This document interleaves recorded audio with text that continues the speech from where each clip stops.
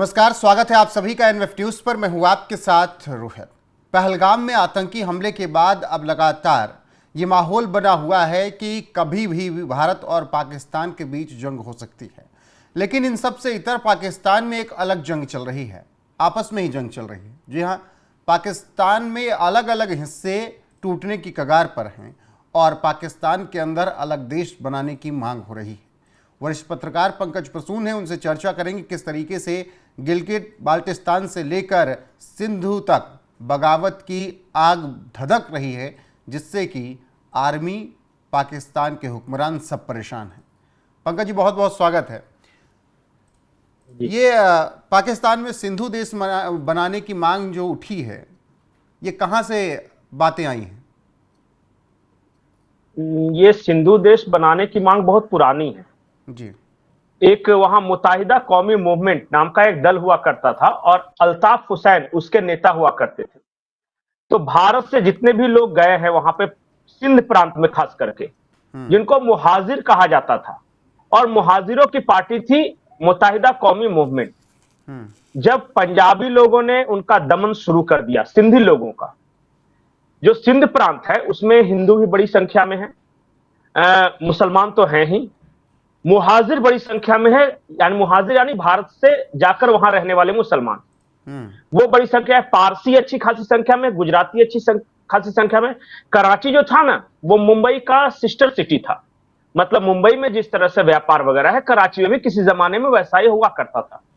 अब ये पंजाबियों ने पूरे कराची का व्यापार ठप कर दिया और अब आर्मी में खुद पंजाबी जाकर बैठ गए, पॉलिटिक्स में पूरा पंजाबी जाकर बैठ गए।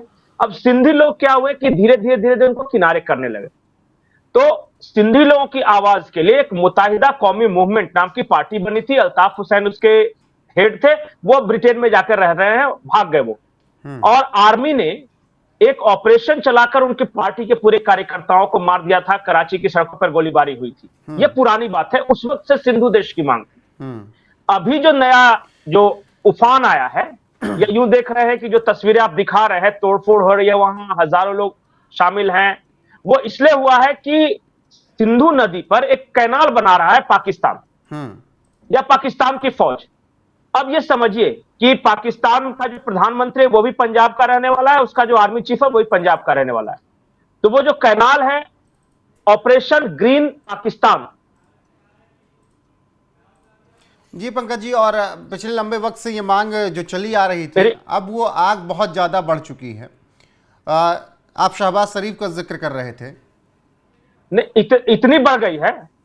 हाँ, मैं ये कह रहा था कि इतनी ज्यादा विद्रोह की आग धधक रही है वहां कि स्कर्दू नाम का एक जगह है जो कि पंजाब को सिंध से जोड़ता है। वहां जितने भी पंजाब से ट्रक आ रही थी, सारी गाड़ियों को रोक दिया सिंधी लोगों ने। इस भीषण गर्मी में हजारों लोग प्रोटेस्ट कर रहे हैं कराची और पूरे सिंध में मिलाकर। वहां जो आर्मी है उन्होंने लाठीचार्ज किया है और उस लाठीचार्ज के विरोध में लोगों ने हिंसक प्रदर्शन किया है, जिसकी आप तस्वीरें देख रहे हैं। गाड़ियों में आग लगा दी और किसी गाड़ी को तोड़ रहे हैं। और इन सारे प्रदर्शनों में आप ध्यान से देखिए तो लाल रंग का झंडा जिसमें बीच में सफेद है, और मैंने आपको तस्वीरें भेजी है। वो जो लाल रंग का झंडा है, बीच में सफेद है, उसमें एक हाथ कुल्हाड़ी थामे हुआ है, वो सिंधु देश का झंडा है। और वो अलग सिंधु देश की मांग कर रहे हैं। वो कह रहे हैं कि हमेशा जो लाशें हैं वो पंजाब से सिंध की ओर क्यों आती है, कभी सिंध से पंजाब की तरफ कोई लाश क्यों नहीं गई, ये उनका कहना है। तो ये तो सिंध वाली बात हो गई कि वहां क्या चल रहा है और वो कैनाल को लेकर विवाद चल रहा है। और सिर्फ सिंध में ही नहीं, जो अमूमन जो इलाके शांत माने जाते हैं, जैसे गिलगिट बाल्टिस्तान, मैंने एक तस्वीर भेजी थी गिलगिट बाल्टिस्तान की, आप देखिएगा उसमें तो हजारों लोग पाकिस्तानी आर्मी के खिलाफ प्रदर्शन कर रहे हैं वहां। और नारे क्या लग रहे थे वहां, उसमें पाकिस्तानी आर्मी और असीम मुनीर के खिलाफ नारेबाजी कर रहे हैं हजारों लोग। लेकिन गिलगिट बाल्टिस्तान में क्यों? आजादी के 3 साल बाद ही 1950 से ही ये मांग उठी कि अलग कर दिया जाए, अलग रख दिया जाए। तो आज जब 72 साल के आसपास ये मांग हो गई है, तब फिर कहाँ रोड़ा बन रही है? क्या चीजें हैं जो अलग नहीं हो पा रहा? नहीं, ताकत देखिए क्या है ना कि सिंधियों के पास पैसा है और पंजाबियों से शायद ज्यादा पैसा, लेकिन ये व्यापारी लोग हैं। व्यापारी मतलब पाकिस्तान में एक शब्द है कि हम जंगजू कौम हैं, मतलब हम जंग लड़ने वाले कौम है। ये पंजाबी अक्सर अपने लिए कहते हैं ठीक। कि हम तो लड़ने वाले कौम है, और ये सिंधी बनिए है ये, और सिंधियों को वहां मक्कार बनिया कहा जाता है।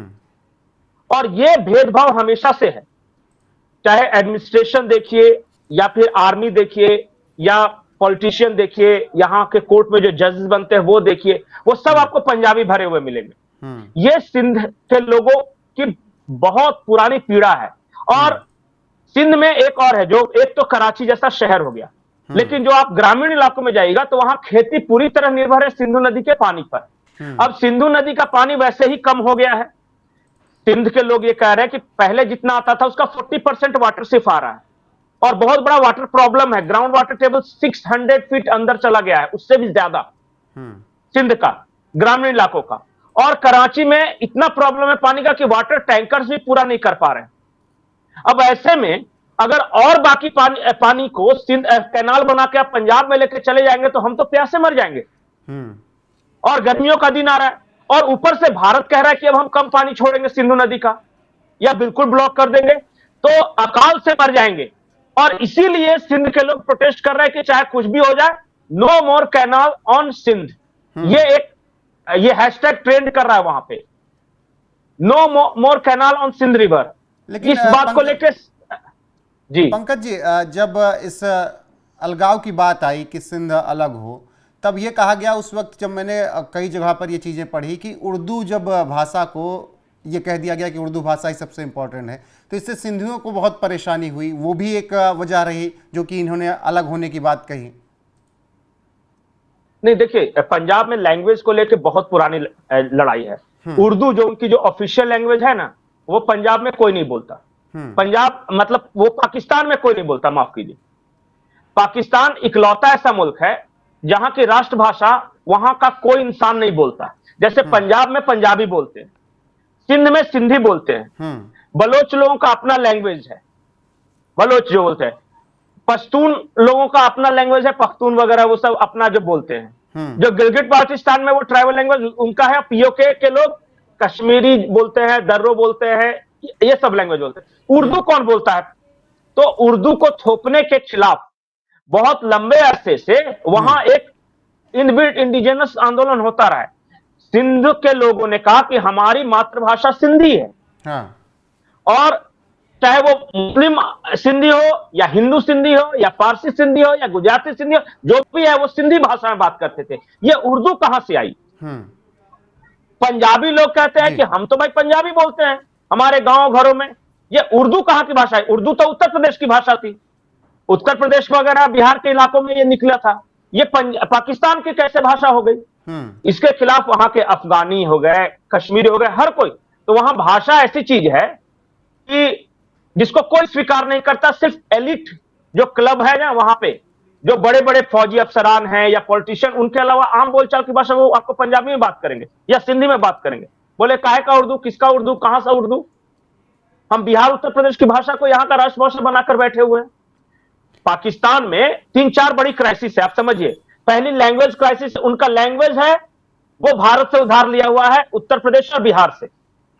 उनका जो लैंग्वेज है वो खुद को कहते हैं, कभी कहते हैं कि हम टर्की से आए हैं, कभी कहते हैं ईरान से आए हैं, कभी कहते हैं हमारा जो पूर्वज थे अफगानी थे। तो बहुत सारे लोग ये मानते हैं कि हम इंडस वैली सिविलाइजेशन के बच्चे। तो वो हम हैं कौन, इसके बारे में क्लैरिटी नहीं है। हमारी भाषा क्या है, इसके बारे में कोई क्लैरिटी नहीं।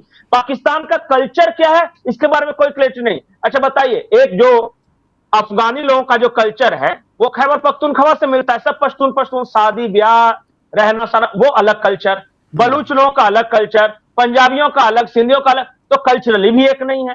इसलिए कहा जाता है कि पाकिस्तान विल डिसइंटीग्रेट ऑटोमेटिकली, क्योंकि कुछ सिमिलरिटी है ही नहीं।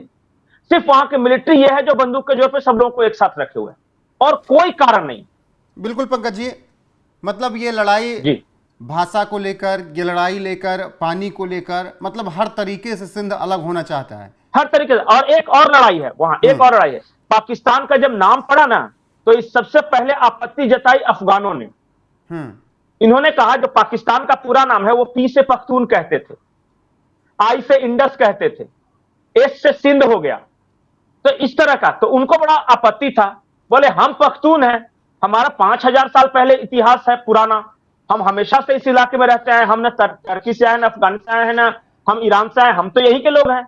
हम आपकी आइडेंटिटी क्राइसिस हो सकती है कि आप कौन है, लेकिन हमारा तो पता है। तो हम पख्तून को नहीं मानते। और बादशाह खान, जिसे हम फ्रंटियर गांधी बोलते हैं, उन्होंने तीव्र विरोध किया था और इसी विरोध के कारण वो पाकिस्तान बनाने के बिल्कुल खिलाफ थे। कांग्रेस के अधिवेशन में उन्होंने महात्मा गांधी और जवाहरलाल नेहरू बैठे हुए थे और वो जोर जोर से चिल्ला रहे थे, रो रहे थे। ये आप लोगों ने क्या कर दिया? बोले कि उन गलीचों के साथ हम अफगानियों को मिला दिया, पश्तूनों को। बिल्कुल पश्तून पंकज जी, एक प्राउड रेस है, जो कुछ हम भी खानदानी लोग हैं। जो कुछ भी हुआ उसकी लड़ाई 1950 से लड़ी जा रही है। सिंध अलग देश बनाने की मांग 1950 से चल रही है। आज 72 साल 73 साल हो गए हैं, लेकिन अब ये लड़ाई जो आग है ये बहुत ज़्यादा भड़की हुई है। और ऐसे में जब पाकिस्तान डरा सहमा है तो फिर सिंध वाले भी ये चाह रहे हैं कि वो अपने देश को अलग कर लें और अलग रहें।